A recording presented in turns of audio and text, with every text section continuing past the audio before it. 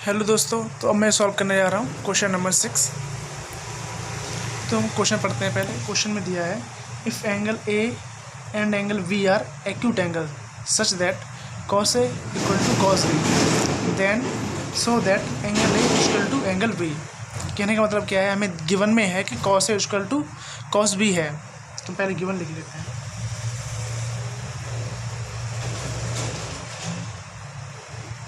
Cos a equal to cos v. फिर वो angle और वी की बात कह रहा है। वो कह रहा है कि जो हमारे angle a and angle v हैं वो एक्यूट एंगल हैं। एक्यूट एंगल्स कहने से मतलब है कि वो 90 से कम के हैं। एक्यूट एंगल्स क्या होते हैं? जो लेस देन 90 होते हैं। और वो इसलिए कह रहा है क्योंकि जो हमारी ट्रिग्नोमेट्री है वो किस पे बेस है? राइट एंगल ट्राइंगल पर, ठीक है ना। तो पहले से ही जब एक एंगल 90 का है तो बचे हुए दोनों एंगल्स, ठीक है ना, ये दोनों 90 के नहीं हो सकते, क्योंकि हमारे जो ट्रायंगल्स होते हैं, जैसे मैं यहाँ पे लेने वाला हूँ नाम ए बी और सी। ए और बी इसलिए ले रहा हूँ क्योंकि ये जो दो एंगल हैं वो 90 से कम के हैं। तो हमारे सी ही एक एंगल बचेगा जो 90 का, जो कि मैंडेटरी है, होना ही चाहिए एक एंगल तो 90 का। अब तीनों एंगल्स का हमारा सम कितना होता है? अगर मैं यहाँ पे बात करूँ ए प्लस बी एंड सी की, तो कितना हो जाएगा? 180। ओके, जिसमें से सी फिक्स है वो 90 का है। तो ए प्लस बी कितने के बचे? 90 के। अब ये भी 90 का, ये भी 90।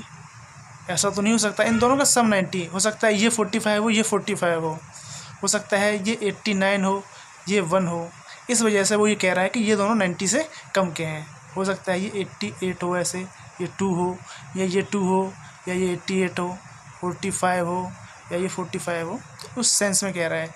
इसी वजह से उसने पहले कहा है कि ये दोनों एक्यूट एंगल हैं, मतलब 90 से कम के हैं। तो अब हमें इस क्वेश्चन में करना क्या है? हमें गिवन है cos a equal to cos b, तो हमें प्रूव करना है कि ये एंगल्स भी इक्वल होंगे। तो हम क्या करेंगे? इसके लिए हम इन दोनों के फॉर्मूले ओपन करेंगे कि कॉस ए का फॉर्मूला क्या होता है। कॉस ए ले लेते हैं। वैसे फॉर्मूला क्या होता है? Base upon hypotenuse. ओके, तो कॉस ए इक्वल टू क्या हो जाएगा? एंगल ये है, ए लेके चल रहा हूँ मैं, ए इस फॉर्मूले कॉस ए के हिसाब से। तो ये हमारा पी हो जाएगा, मतलब परपेंडिकुलर, ये बेस और ये हाइपोटेन्यूज। तो कॉस ए का फॉर्मूला क्या हो जाएगा? B upon H. बी क्या है हमारा? सी ए सी, हाइपोटेन्यूज ए बी। ऐसे ही अगर मैं इसकी बात करूँ तो इसमें क्या होगा? एंगल वी लेके चलेंगे अब हम, ठीक है ना। एंगल वी के हिसाब से क्या होगा? ये हमारा पी हो जाएगा, ये परपेंडिकुलर, और ये हमारा बेस, हाइपोटेन्यूज तो वही रहेगा, ठीक है। तो अगर मैं एंगल वी के हिसाब से लिखूं तो बी क्या होगा हमारा? बेस क्या हो जाएगा? बी सी, और हाइपोटेन्यूज रहेगा हमारा ए सी। ओके, तो मैं यहाँ लिख दूंगा बी सी अपॉन ए सी। ए सी से ए बी, सॉरी, ये हो जाएगा B C upon A B. हमारा हाइपोटेन्यूज ए बी है।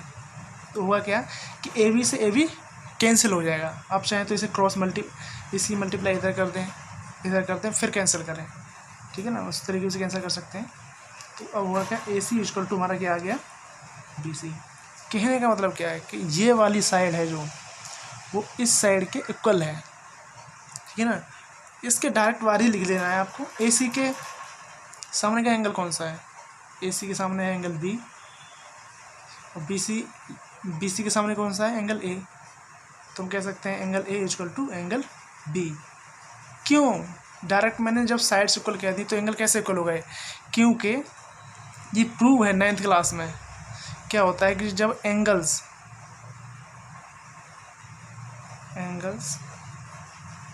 Opposite to equal sides are equal in angle, equal in triangle. कहने का मतलब क्या है? जब किसी भी ट्रायंगल में आमने सामने की अपोजिट साइड जब बराबर होती हैं तो उनके आमने सामने के, मतलब इसके सामने एंगल ये है और इसके सामने ये है, जब दो साइडें इक्वल हैं तो इनके आमने सामने के एंगल्स भी इक्वल होते हैं। ये प्रूव है 9th क्लास में। ओके, तो यही हम लिख देंगे सेंस में कि हमने ये कैसे लिखा। तो इस तरीके से हमारा क्वेश्चन नंबर 6 हो जाएगा। अब हम देखेंगे क्वेश्चन नंबर 7।